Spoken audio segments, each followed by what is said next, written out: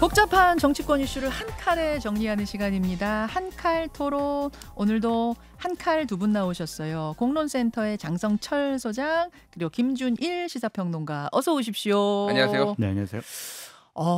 오늘 뭐니 해도 정치권의 가장 큰 이벤트는 대통령과 국민의힘 지도부 만찬 아니겠습니까? 네. 독대를 한동훈 대표가 신청했는데 이거 이렇게 거절당할 거라고 예상하셨어요? 장 소장님 예상하셨어요? 예상을 했어요. 왜냐면은 독대 요청을 이번 한 번만 한 게 아니라고 그러더라고요.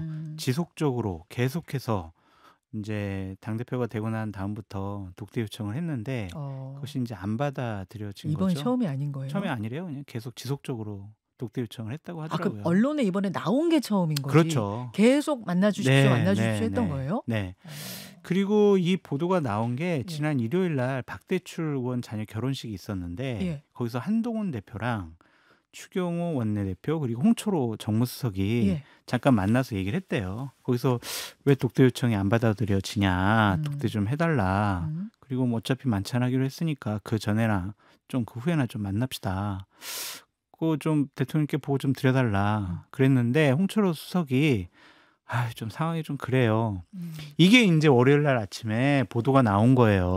결혼식장에서 얘기를 하다 보니까 주변에 사람들도 많고 뭐 이러면서 퍼져나간 그렇죠. 걸로 지금 보이는 거예요? 그 보인 게 아니라 그렇게 된 거예요. 그거예요? 네. 그거예요?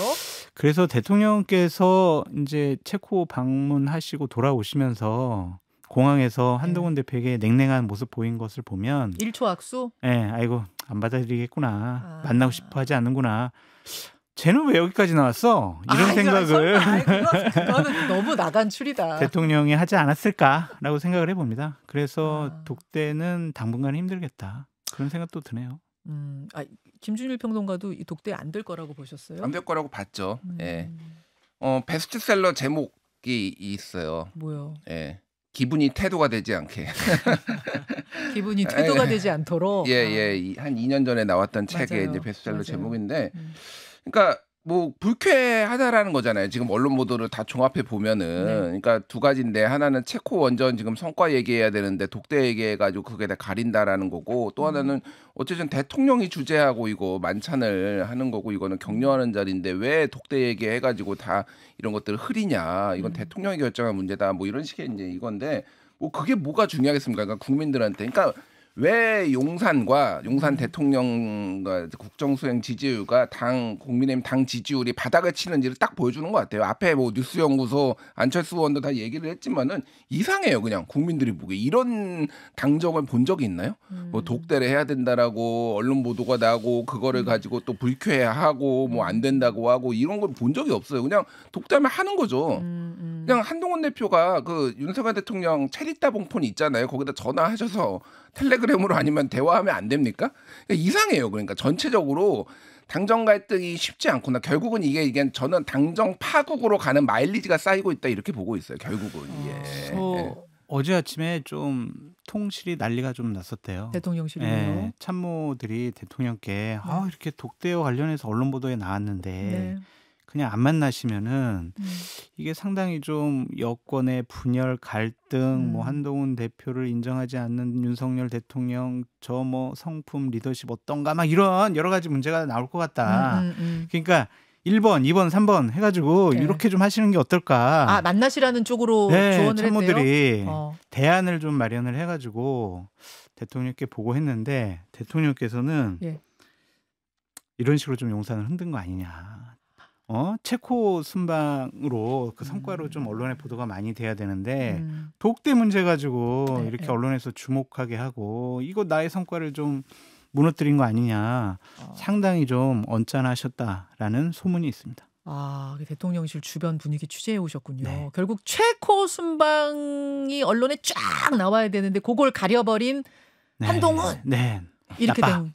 뭐 그 전부터 뭐 좀 감정이 안 좋으셨겠죠. 근데 이왕 언론에 그렇게 보도가 된 거라면은 대통령이 또 굳이 그거를 안 만나 이렇게까지 하면 득이 되는 것인가? 그러니까 싶어요. 득실 정무적인 판단보다는 그냥 싫어 나 만나기 싫은데 자꾸 만나라 그래. 동훈이 뭐 얘기하겠어. 결국에는 의료 대란 이거 관련해서 정권을 달라 내 해결사 역할을 하겠다. 근데 정권을 어떻게 주냐? 그리고 김건희 여사 특검, 최상면 특검 이 부분 어떻게 할 거냐? 이거 가지고 언짢게 싫다. 뭐 내가 다 이미 뭐 나의 의중을 얘기를 했는데 그거 못 알아들어? 한동훈 왜 이래? 뭐 이러한 생각이 아니실까? 이건 이제 장 소장님의 해석은 네, 그러하시다는 그런 말씀. 듭니다. 자, 그렇다면 김준일 평론가. 네. 어제 한 대표가 이 대통령실에서 독대 요청 거절했다는 얘기를 듣고 한 이야기가 있거든요. 그거를 일단 한번 같이 들어볼까요? 예. 입니다만 직접 전달받은 것은 없습니다만 이번이 어렵다면 조속한 시일 내에 만나야 한다고 생각합니다. 따로 직접 전달받은 건 없지만 이번이 어렵다면 조속한 시일 내에 독대해야 된다고 본다. 이렇게 얘기했거든요. 조속한 시일 내에 독대 이루어질 걸로 보십니까? 조속한 시일 내에 안 되겠죠. 안 되겠죠. 그러니까 제가 계속 말씀드리지만은 아주 특이하고 이상한 관계다. 뭐 이렇게 뭐 말씀드리겠습니다. 저는 그러니까 두 양쪽에다 이제 문제가 있는데 굳이 조금 더 이제 이걸 무게를 조금 잘잘못을 따져보자면은 대통령한테 좀 더 문제가 있다라고 봐요. 그러니까 오늘 중앙일보 사설에 이렇게 써 있어요. 좀 소개를 잠깐 읽어드릴게요. 두 사람의 개인적인 앙금이 남아있다고 해도 국정 운영에까지 영향을 미치게 되면 실망한 민심을 되돌릴 수 없다. 한동훈의 이미지 정치 논란도 바람직하지 않지만 독대를 마치 제왕의 시에 베풀듯이 접근하는 용산의 태도는 전근대적이다. 굉장히 작심해서 지금 중앙일보 사설이에요? 중앙일보 사설이에요. 저도 그렇게 봐요. 뭐 독대 뭐라고요 그게. 그냥 만나서 하면 이거 민주주의에서 그러니까 민주주의 지도자라고 하는 거는 어떤 사람이하고도 그러니까 만날 수가 있어야 되는 것이고요. 그리고 그러니까 대통령이 뭐 상남자라서 지지율 안 본다?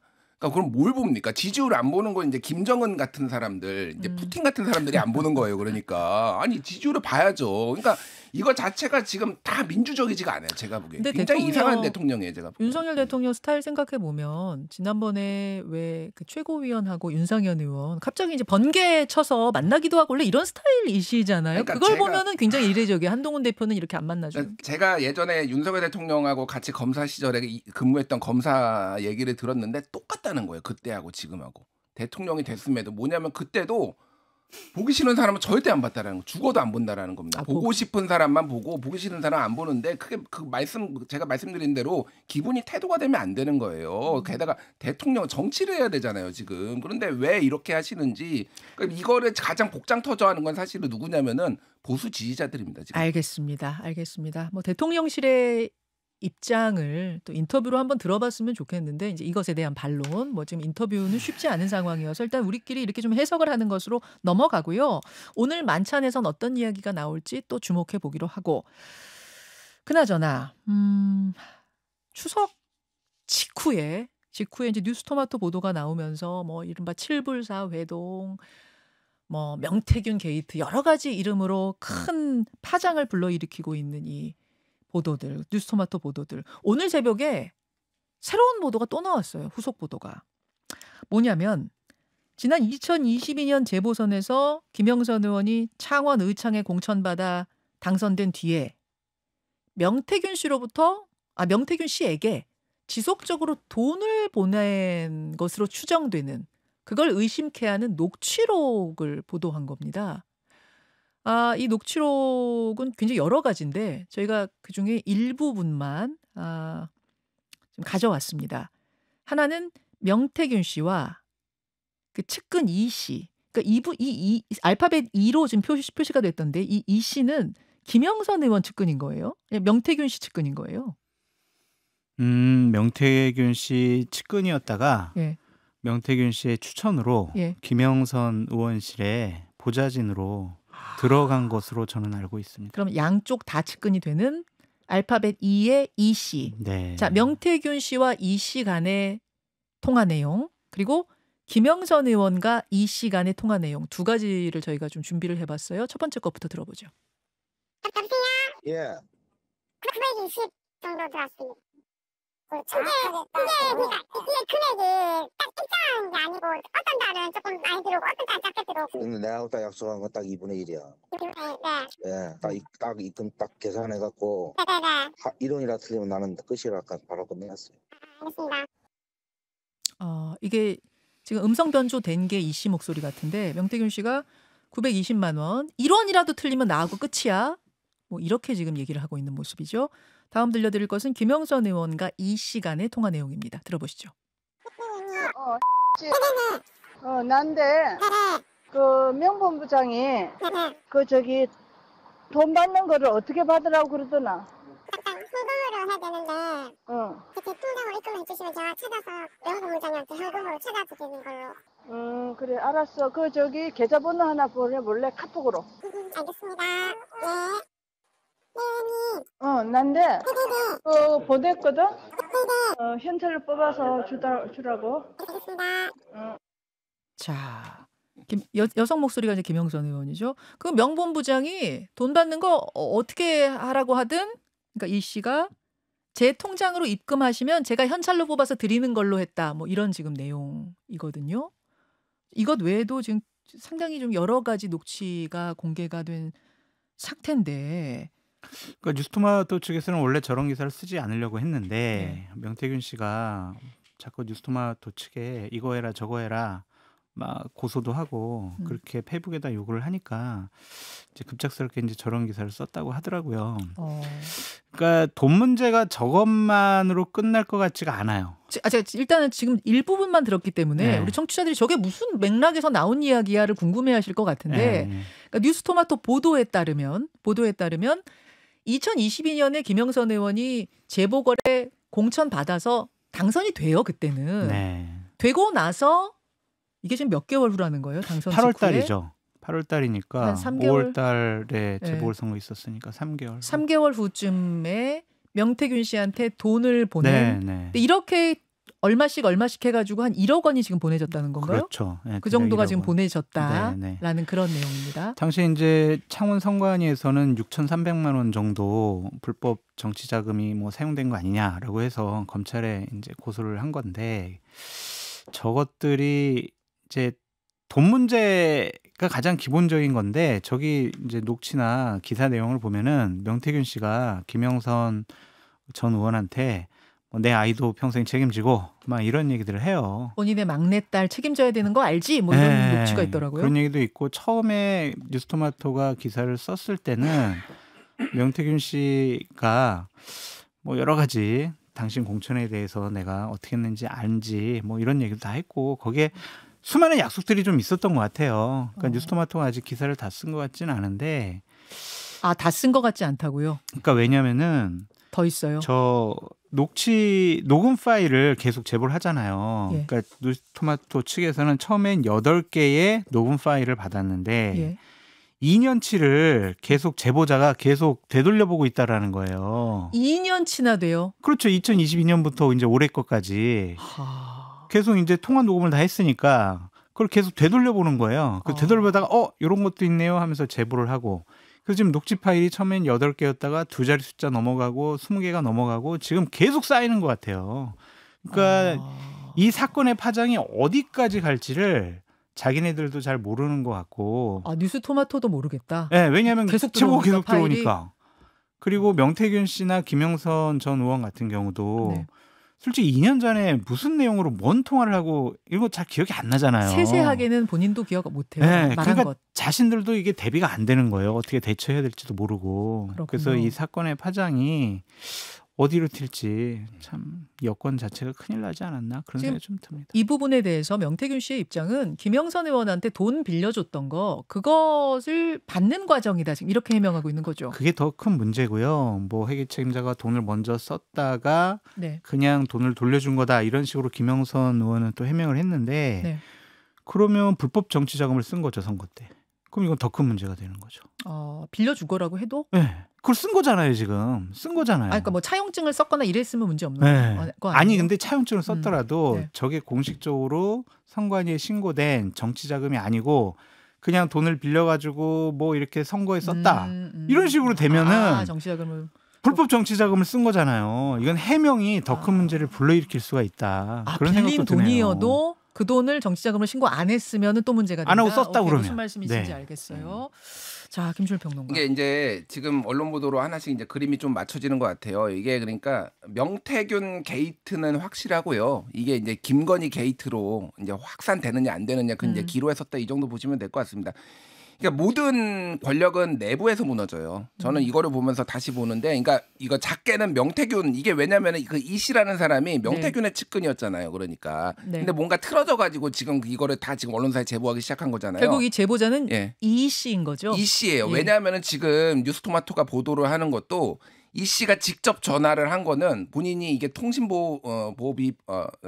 비밀보호법에 안 걸리기 때문에 이거는 녹취를 공개한 거고, 본인 목소리가 들어가면 안 걸립니다. 본인 목소리가 들어가면 안 걸리고 그냥 명태균이 얘기한 거를 다른 사람이 통화한 거를 한 거는 그냥 글만 지금 나오고 있어요. 그러니까 사실상 이 씨가 다 녹음해가지고 지금 다 주고 있다라고 보면 될 것 같고, 어쨌든 작게는 명태균의 내부에서부터 무너진 거고, 크게는 제가 보기에는 이 정권에 이제 이게 타격이 갈 거다라는 건데, 그러니까 이거예요. 그러니까 뭐냐면은 명태균은 자기의 측근을 회계 담당자인지 뭔지 모르겠는데 저쪽 의원실에 보냅니다. 김영선 의원실에 보내요. 그걸 왜 보냈느냐? 두 가지인 것 같아요. 하나는 본인의 영향력을 유지를 하고, 또 하나는 돈이 제대로 오는지를 확인하기 위해서 지금 보고서 감시한 거잖아요. 지금 내용을 보면은 돈 거래가 지금 이게 한두 건이겠냐고요. 그러니까. 저렇게 계속 중간에 이 씨가 전달자가 돼서 돈을 전달하다가 나중에는 이 씨를 못 믿어서 명 씨가 김영선으로부터 돈을 직접 받았다. 이렇게 지금 이 씨가 진술하고 있네요. 그러니까 이게 뭐냐면은 쉽게 얘기를 하면은 공천 어떻게 받았는지 아시죠? 라고 2022년 보궐선거 얘기를 지금 하고 있잖아요. 그러니까 그때 이게 뭐 김영선 의원이 바보가 아닌 이상 명태균이 어느 정도 영향력을 미쳐가지고 본인이 공천을 받았다고 생각을 하니까 지금 돈을 준 거 아니에요. 그러면은 명태균이 뭔데? 라는 의문이 들 수밖에 없고, 결국은 그러면은 권력이 뒤에서 봐주니까, 명태균을 봐주니까 한 거 아니냐고. 그리고 그동안에 앞에 있는 녹취록들도 그렇게 나온 거잖아요. 그러니까 여기로 이제 가는 게 수사가 불가피해졌다라는 거고 하나가 있고. 자, 근데 거기서 이제 중요한 건 명 씨가 허장성세로 김영선 의원 공천받은 거 그거 내가 김건희 여사한테 얘기해서 이렇게 받은 거예요라고 허장성세를 떨었을 수도 있지 않을까? 결국 물론 길 수도 있고 아닐 수도 있는데, 결국은 명태균 씨와 김건희 여사 사이를 잇는 결정적인 물증, 그게 메시지가 됐든 목소리가 됐든 그건 지금 하나도 안 나온 상태라, 그러니까 거기가 핵심인 것 같아요. 핵심이 맞고요. 근데 그거는 이제 수사기관이 해야 되는 거죠. 이 정도까지 나왔는데 이거를 다 그런 언론들한테 니들이 더 파봐라. 지금 뭐 일부 여권 인사들은 아무것도 나온 게 없지 않은. 그러니까 수사를 해봐야 되는 거예요. 지금 여기까지 나왔는데 명태균하고 김영선 수사는 당연한 거고, 명태균이 본인이 나는 김건희 여사랑 텔레그램 문자 많이 주고받았다고 지금 주장하고 있잖아요. 그럼 그것도 다 확인해 봐야 되는 거죠. 그러니까 이게 제가 보기에는 명태균 게이트를 넘어서 김건희 게이트로 갈지 안 갈지 이제 기로에 서 있다라는 거고, 어찌됐든 돈이 지금 사실상 거의 오간 거는 작년 12월에 성관이가 이미 보고 있고 하기 때문에 이거는 수사가 이미 시작이 됐다. 이거를 특검으로 갈지 말지가 지금 관건이 된 것 같아요. 자, 명태균 게이트에서 이제 명태균, 김영선 고리는 뭐 녹취를 통해서 지금 다양하게 드러나고 있고, 명태균, 김건희 여사, 명태균, 김 여사, 요 고리까지 가느냐 안 가느냐, 요 기로에 섰다. 이렇게 정리하면 돼요, 그림을. 그러니까 저는 이 말씀을 드리고 싶어요. 뭐 이게 이제 아직 증거가, 김건희 여사가 개입한 증거가 없다 뭐라고 있는데, 지금 하나씩 뭔가 꼭 이거와 관련된 거 아니면은 뭐 다른 건에서도 나오고 있는데, 어제 서울의 소리에서 무슨 비서관 이제 목소리, 이제 본인은 이제 뭐 넋두렸다라고 하는데 용인갑에서 공천 못 받아가지고 그거 사실상 여사가 지금 공천했다, 이원모 비서관 공천했다, 뭐 이런 얘기가 나오고 있잖아요. 이게 한두 건이 아닌 거예요. 그러니까 이게. 자, 요것을 오늘 본방송 후에 유튜브 댓글쇼, 오늘 정치 댓글쇼, 정글쇼 있는 날이죠. 거기서 좀 더 풀어봐야 되겠습니다. 두 분 나가서 조금 기다리세요. 더 열심히 취재하라는 얘기시죠? 취재하고 계세요. 취재하고 계세요. 고맙습니다. 예, 감사합니다. 김현정의 뉴스쇼는 시청자 여러분의 참여를 기다립니다. 구독과 좋아요, 댓글 잊지 않으셨죠? 알림 설정을 해두시면 평일 아침 7시 10분 실시간 라이브도 참여하실 수 있습니다.